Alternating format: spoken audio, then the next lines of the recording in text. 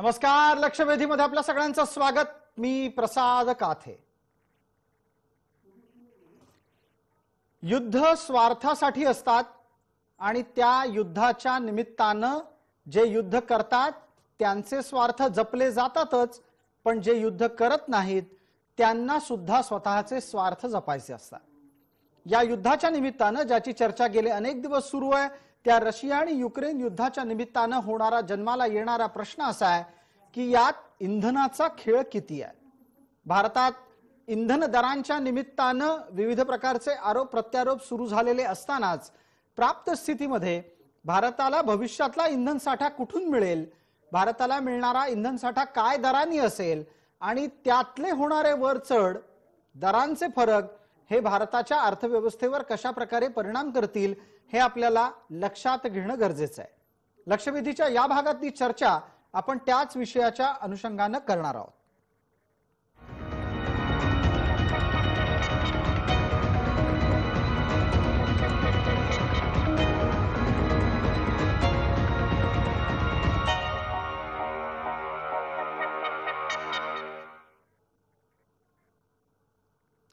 या चर्चेमध्ये आपल्यासोबत सहभागी होणारे मान्यवर कोण आहेत यांचा मी आपल्याला पटकन परिचय करून देतो. आपल्यासोबत राजकीय विश्लेषक संजयजी ठाकूर आहेत, संरक्षण आणि अभ्यासक, संरक्षण तज्ञ आणि आंतरराष्ट्रीय विषयांचे अभ्यासक या नात्यानं विजयराव खरे आहेत. तसंच इंधन वितरक संघटनेचे प्रतिनिधी, स्वतः पेशानं इंधन वितरक असलेले अली दारूवाला आपल्यासोबत जोडले जात आहेत. मान्यवरांचं या चर्चेमध्ये स्वागत. पहिला प्रश्न संजयजी ठाकूर यांच्यासाठी. संजयजी, गेल्या काही दिवसांमध्ये एका बाजूला युद्ध सुरू झाल्याच्या नंतर दुसऱ्या बाजूला तात्काळ आता इंधनाचे दर भडकणार अशी चर्चा सुरू झाली.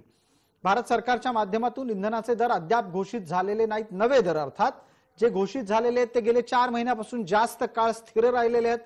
हा सगळा खेळ इंधनाच्या साठी खेळला जाऊ शकतो आणि तो तशा पद्धतीने वरखाली होऊ शकतो का? संजयजी, ऐसा है कि जब वर्ल्ड में कॉन्फ्लिक्ट होता है, इस तरह का युद्ध की परिस्थिति है, क्रूड ऑयल का भाव बढ़ा हुआ है, बढ़ रहा है. अब ठीक है, अभी स्थिर है क्योंकि पहले से कोई ऐसा तो होता नहीं कि आज क्रूड ऑयल का भाव बढ़ गया तो तुरंत उसका इफेक्ट हो जाना चाहिए, लेकिन इफेक्ट तो होगा ही. क्रूड ऑयल का भाव बढ़ेगा तो यहाँ पे ईंधन का भाव तो बढ़ना ही है. ये तो एक स्वाभाविक प्रक्रिया है जो होना ही है, इसमें कोई एक दर्द तो होना ही नहीं चाहिए. अब जब इतनी गंभीर परिस्थिति चल रही है विश्व में, एक तरफ जहां विश्व युद्ध का खतरा बढ़ते जा रहा है, कहीं ये युद्ध ज्यादा लंबा चल गया और रशिया की उतनी तैयारी नहीं है, रशिया आर्थिक रूप से भी इतना, मानसिक रूप से भी तैयार नहीं था कि उसको 6 महीना 1 साल युद्ध करना है. रशिया तो 10-15 दिन का युद्ध करने के विचार से मैदान में आया हुआ था. तो अब इसमें खतरा बढ़ गया कि रशिया जब अपने आप को सफल पाता हुआ अगर नहीं देखेगा, अगर नाटो देश इन्वॉल्व हो गए, अमेरिकन लोगों ने स्टैंड ले लिया कुछ नया, तो रशिया कुछ अप्रत्याशित भी कर सकता है जिससे स्थिति और विभत्स और गंभीर होगी. हाँ, एक बात जरूर है कि भारत की ईंधन सप्लाई पे भारत की ज्यादातर निर्भरता मेरे जानकारी के हिसाब से ईरान की तरफ से है, न कि इस तरफ से है, जो मेरी जानकारी है. इसलिए उसका एकदम से तुरंत इफेक्ट आएगा नहीं, लेकिन क्रूड ऑयल का भाव बढ़ रहा है तो ईंधन के भाव तो बढ़ेंगे. बिलकुल संजयजी, या उत्तराच्या नंतर आता आपल्या सोबत जोडल्या गेलेल्या विजयराव खरेंना बोलतं करतो. विजयराव, प्रश्न आता इंधनाच्या अनुषंगानं चर्चेत आलेले आहेत. रशिया युक्रेन युद्ध हे आता नक्की कोणत्या वळणावर आहे याबाबतलं आपलं पहिल्यांदा विश्लेषण करा आणि त्यानंतर पुढचा प्रश्न मी आपल्याला विचारतो. रशिया युक्रेन युद्धाचं हा जो म्हणजे याच्यात अजूनही अमेरिकेने डायरेक्ट नाटोला फोर्स न पाठवल्यामुळे याचे लिमिटेड लो इंटेन्सिटी कॉन्फ्लिक्ट हा मिड इंटेन्सिटी कॉन्फ्लिक्ट मध्ये कन्वर्ट झालेला आहे. आणि हा मिड इंटेन्सिटी कॉन्फ्लिक्ट हा इंटेन्सिटी मध्ये कन्वर्ट होणार नाहीये. तो याच लेवलला राहून कदाचित पूर्णपणे रशिया युक्रेनवर सिंगल हँडेडली ताबा मिळवेल आणि जागतिक पटलावर जे जे विकसनशील देश आहेत त्यांच्या पुढे मात्र विविध प्रश्न उभे राहणार आहेत. उदाहरणार्थ भारत, क्रूड ऑइलचे जे दर वाढले की आपली भारतीय इकॉनॉमीवर इम्पॅक्ट होतो, याचा परिणाम निश्चित होणार आहे. मध्यंतरी भारताने ज्या पद्धतीचं अमेरिकेच्या प्रलोभनाला बळी पडून इराण सोबतचं जे आपलं हे ऑइल घेत होतो, क्रूड ऑइल, तो जो करार आहे तो करार मधल्या कालखंडामध्ये बंद होता, परंतु आता अमेरिकेने ते रिलीज केलेलं आहे.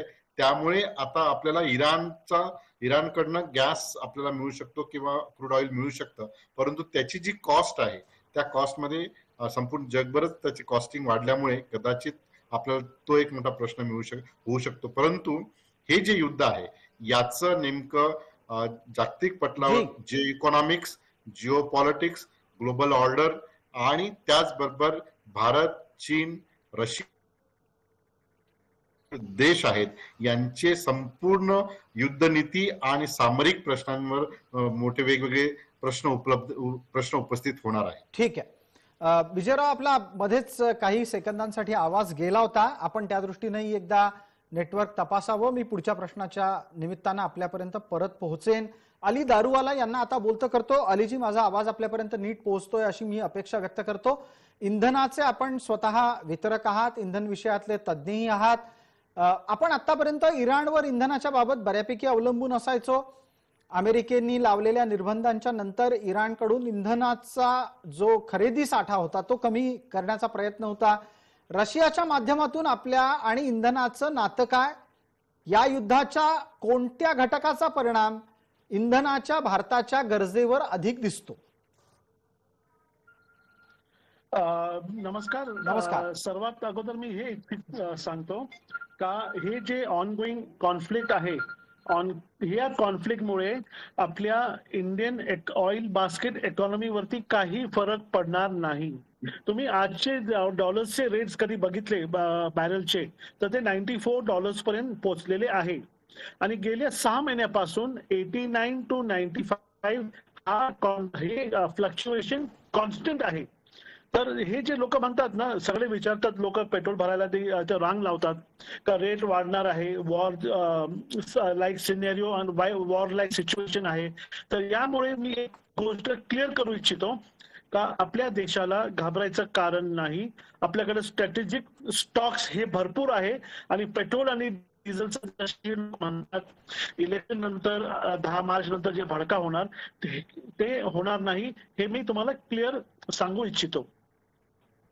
बिलकुल अली दारूवालाजी, खूपच महत्वाची आणि थेट भूमिका आपण मांडलीत, त्याबद्दल धन्यवाद. कारण या निमित्तानं भारतामध्ये आता इंधनाच्या अनुषंगानं जी चर्चा सुरू झालेली आहे त्याबाबत आपण सुस्पष्टरित्या वस्तुस्थिती समोर आणलेली आहे. मी नवा प्रश्न घेऊन आपल्यापर्यंत पोहोचेनच, पण तत्पूर्वी पटकन या निमित्ताने एक राजकीय भूमिका काय असू शकते हे राजकीय विश्लेषक आपल्यासोबत असलेले संजयजी ठाकूर सांगतील.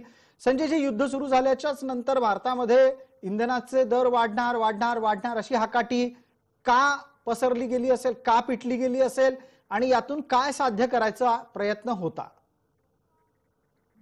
भारताचा दुर्भाग्य, या देशाचं दुर्भाग्य आहे की या देशाचे जे राजकारणी लोक आहेत या देशामध्ये त्यांना नॅशनल इंटरेस्ट सोडून दुसऱ्या गोष्टींमध्ये जास्त इंटरेस्ट असतो. आणि इलेक्शन, उत्तर प्रदेशाचे इलेक्शन चालू करण्याने या विरोधी पक्षाचे जे लोक आहेत त्यांची अशी भूमिका असू शकते आणि नेहमी तशी भूमिका घेतात ते लोक. आणि राजकारणी लोकांचा ऐकून लोकांमध्ये काय अस्वस्थता निर्माण होणार असेल तर हे होणारच आहे. पण जसं आता ते दारूवाला जी सांगितलं आहे की इमिडिएट इम्पॅक्ट तसं नाहीच होणार आहे, पण निश्चितपणे काही ना काही इम्पॅक्ट होणार. कारण क्रूड ऑइलचा भाव वाढत चाललाय, खूप वाढत चाललाय, तर त्याचा इम्पॅक्ट तर होणारच. पण कितपर्यंत होणार, किती होणार ते आपल्याला समजेल पुढच्या काळात.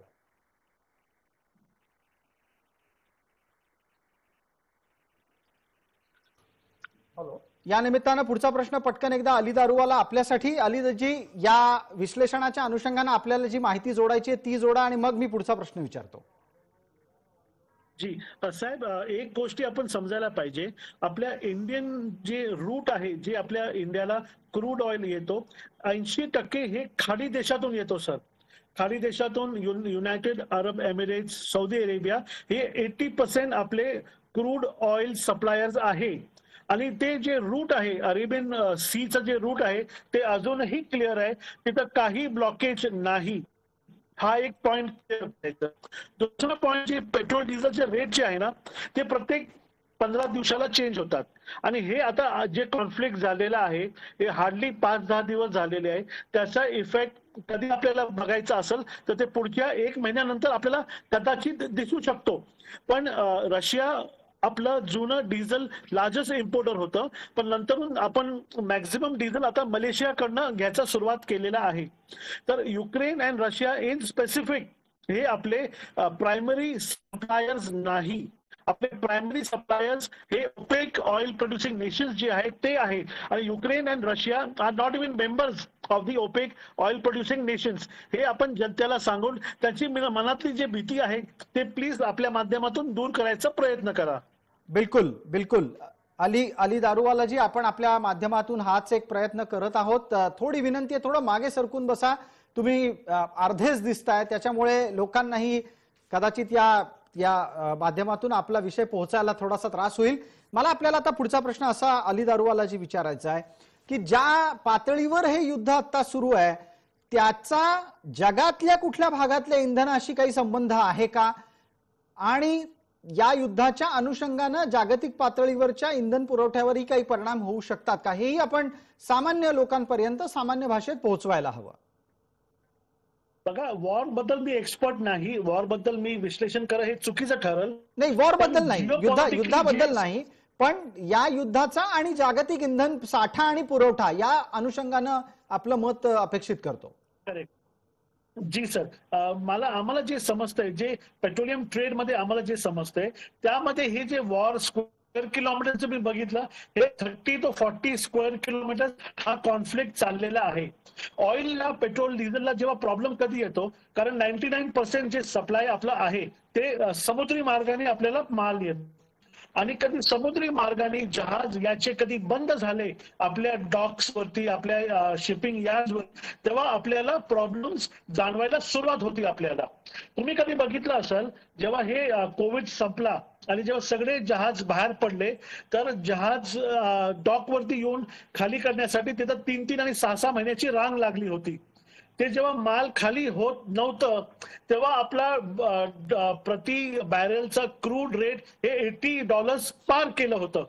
आता आपला रूट हा एकदम क्लिअर आहे, म्हणजे साधे भाषेत जे माणसाला समजेल ते, आपला टँकर आपल्या पंपावरती जेव्हा आपल्या पंपावर माल येऊ शकतो आणि फ्री फ्लो चालू आहे तर इतर कुठंही ब्लॉकेज नाही, तर पेट्रोल डिझेल साठी आपल्याला घाबरायचं कारण नाही.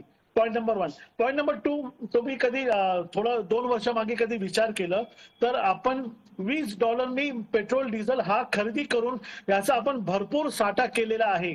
या इन्फॉर्मेशन जे आहे हे क्लासिफाईड इन्फॉर्मेशन आहे, कुठं आहे आणि किती स्ट्रॅटेजिक लोकेशन हे आपण माध्यमातून सांगू शकत नाही. पण इंडिया इज वेल स्टॉक. 6 महिन्यासाठी आपल्याकडे पुरे एवढा साठा आपल्या भारताकडे अवेलेबल आहे.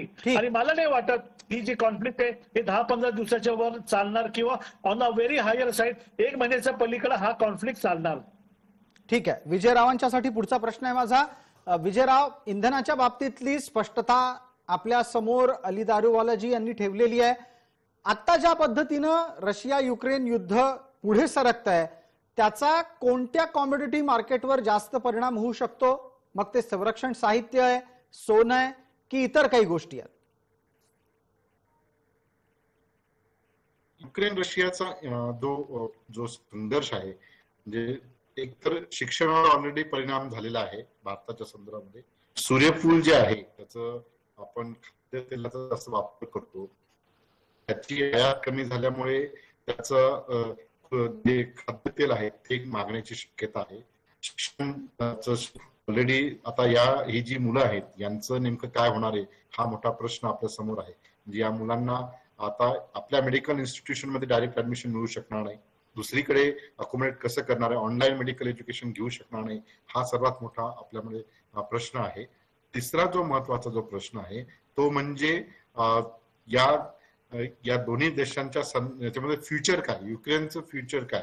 म्हणजे जर समजा तिथे रशियन धार्जिणी व्यक्ती राष्ट्रपती युक्रेनमध्ये आले तर त्या ठिकाणी स्टॅबिलिटी निर्माण होऊ शकेल का, की एक प्रकारे प्रॉक्सी वॉर्स कंटिन्यू सुरू राहील. आणि तसं जर झालं तर लॉंग टर्म आपल्याला त्याची स्ट्रॅटेजी जी आहे त्याचे परिणाम होणार आहेत. आणि म्हणून शिक्षण असेल, बेसिक गरजा असेल याचा निश्चितच भारतावर परिणाम होणार आहे. आणि संरक्षण आणि इतर साधन सामुग्री आणि याच्यावर तर आहेच आहे, जिओ पॉलिटिक्स आणि मिलिटरी स्ट्रॅटेजीवर तर आहेच आहे, परंतु हे जे मूलभूत घटक आहेत यांच्यावरही या युद्धाचा परिणाम होणार आहे.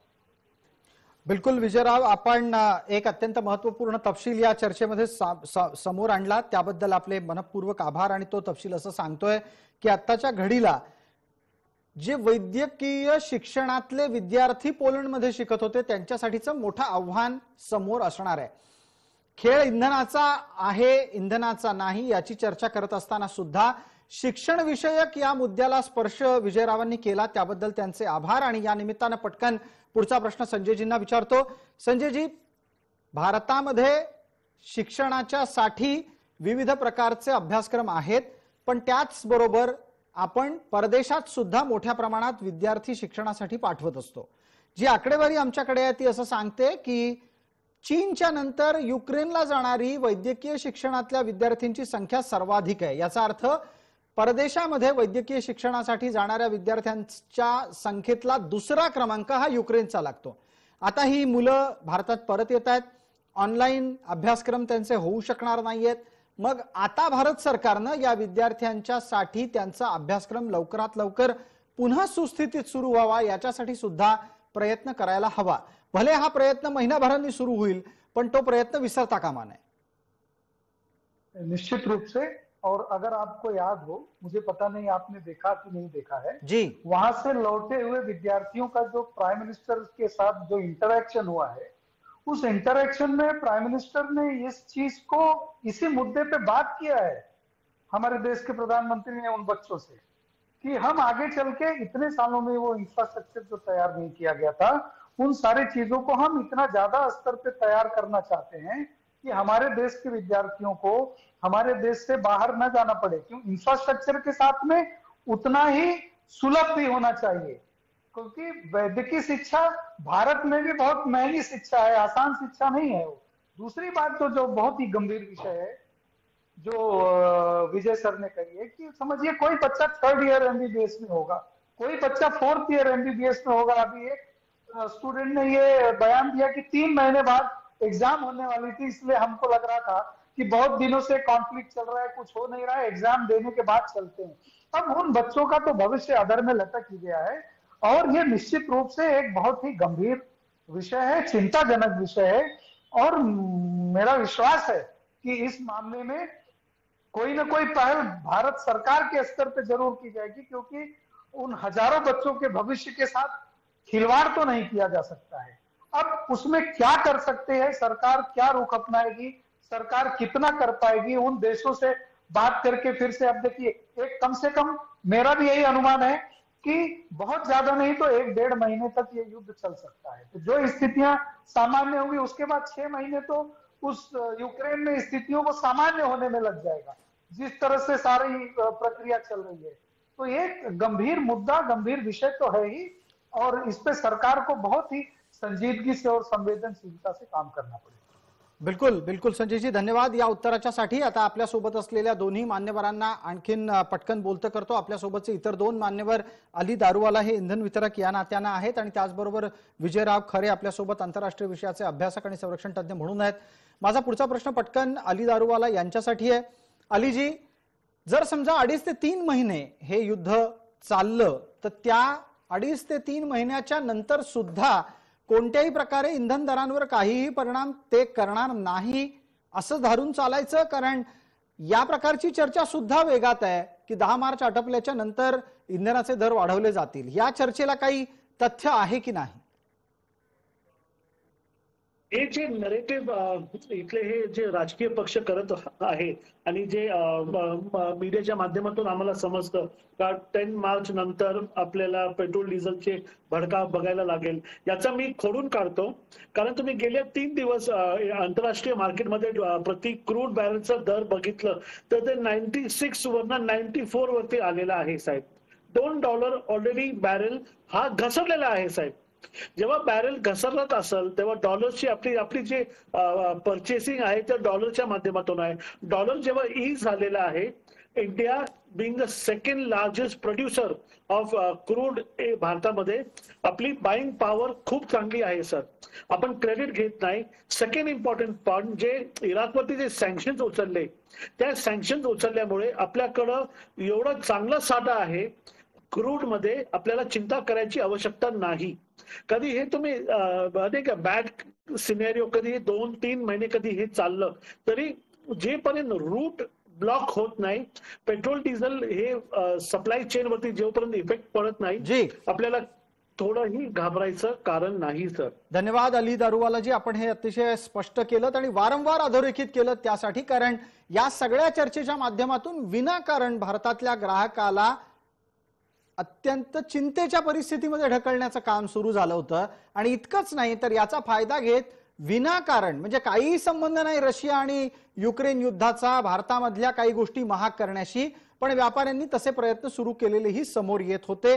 या सगळ्याला वारंवार इंधनाशी जोडलं जात होतं की म्हणे रशिया आणि युक्रेनमध्ये युद्ध सुरू झालंय, इंधन महाग होत आहे, म्हणून मग आम्ही डाळी महाग करणार आहोत, आम्ही स्टील महाग करणार आहोत, असे प्रयत्न सगळ्या ठिकाणी सुरू झाले होते. त्या बाबतीतही केंद्र सरकारनं सजग राहावं अशी अपेक्षा. जाता जाता पटकन एक मुद्दा विजयरावांच्यासाठी उपस्थित करतो. विजयराव, जर समजा शिक्षणाच्या दृष्टिकोनातून जो मुद्दा अत्यंत गांभीर्यपूर्वक आपण थोड्या वेळापूर्वी मांडलात, मुलांच्या अभ्यासाचा खेळखंडोबा एक 6 महिने जर झाला तर त्यांच्या शैक्षणिक अभ्यासक्रमाच्या दृष्टीनं विचार करत त्यांच्या पदवीचा सगळा अभ्यासक्रम हा 6 महिन्यांनी जेव्हा सुरू होईल तेव्हा त्यांना काही सवलती देण्याची गरज अपेक्षित करावी का? जे युक्रेनमध्ये विद्यार्थी आहेत, विशेषतः मेडिकलच्या संदर्भातली, त्या मेडिकलच्या वैद्यकीय शिक्षणाच्या विद्यार्थ्यांना पोलंड असेल, त्यानंतर इतर जवळची देश आहेत, त्यांनी त्यांच्या सोबत जर भारत सरकारने चर्चा करून उरलेले शिक्षण, उरलेले सेमिस्टर, कारण युरोपमध्ये बोल्गोनिया प्रोसेस आहे, त्या बोल्गोनिया प्रोसेसमध्ये कुठल्या युरोपियन देशांमध्ये क्रेडिट मॅप करण्याची पद्धत आहे. म्हणजे जर्मनीमध्ये एक सेमिस्टर केलेला विद्यार्थी पोलंडमध्ये दुसरं सेमिस्टर केलं तर ते वर्ष त्यांचं मॅप करता येतं. तशा पद्धतीचं जे विद्यार्थी आजच्या स्थितीला आहेत, उरलेला जो अभ्यासक्रम आहे त्या शेजारील देशांच्या मेडिकल स्कूलला जॉईन करून त्यांना तो मॅपिंग करून त्यांचं डिग्री कसं करता येईल यासाठी भारत सरकारने प्रयत्न करणं गरजेचं आहे. केवळ विद्यार्थ्यांना पुष्पगुच्छ देऊन किंवा एअरपोर्टवर मोठे फ्लेक्स लावून हा प्रश्न सुटणार नाही. हा फार किचकटीचा आणि फार भावनात्मक प्रश्न आहे, कारण हे सर्व मिडल क्लास फॅमिलीतले आहेत आणि हे जे शेतकऱ्यांची मुलं आहेत, मिडल क्लास फॅमिली की ज्यांनी डॉक्टर होण्याचे स्वप्न बघितले आहेत, त्यांच्या भावनांशी प्रश्न आहे. हाच जर प्रश्न कदाचित अमेरिकेसारख्या देशासोबत राहिला असता तर संपूर्ण मीडिया या विद्यार्थ्यांच्या पाठीमागून त्यांचं शिक्षणाचं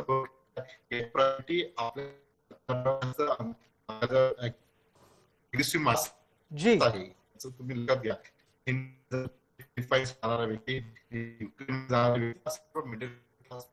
त्यांची रिॲक्शन आतून तुम्हाला. ठीक, विजयराव, आपण अत्यंत महत्वाचा मुद्दा मांडत आहात, मात्र तांत्रिक दृष्ट्या संपर्क तुटतोय, आपला आवाज ये जा करतोय, पण आपला मुद्दा पोहोचला. भारत सरकारनं यासाठी सुद्धा प्रयत्नशील असायला हवं की ज्या विद्यार्थ्यांच्या शिक्षणाचा खेळखंडोबा झालेला आहे त्या विद्यार्थ्यांच्या शिक्षणातला तो मुद्दा, अर्थात अडथळा, खंड भरून काढण्यासाठी इतर देशाच्या माध्यमातून काही त्यांना मदत मिळू शकते का? आपल्या सर्वांना वेळेची मर्यादा आहे. या कार्यक्रमाच्या निमित्तानं आपण या चर्चेत सहभागी झालात त्याबद्दल आपले मनपूर्वक आभार. लक्षवेधीच्या या चर्चेमध्ये तूर्तास इतकंच. सर्व प्रेक्षकांना जय महाराष्ट्र.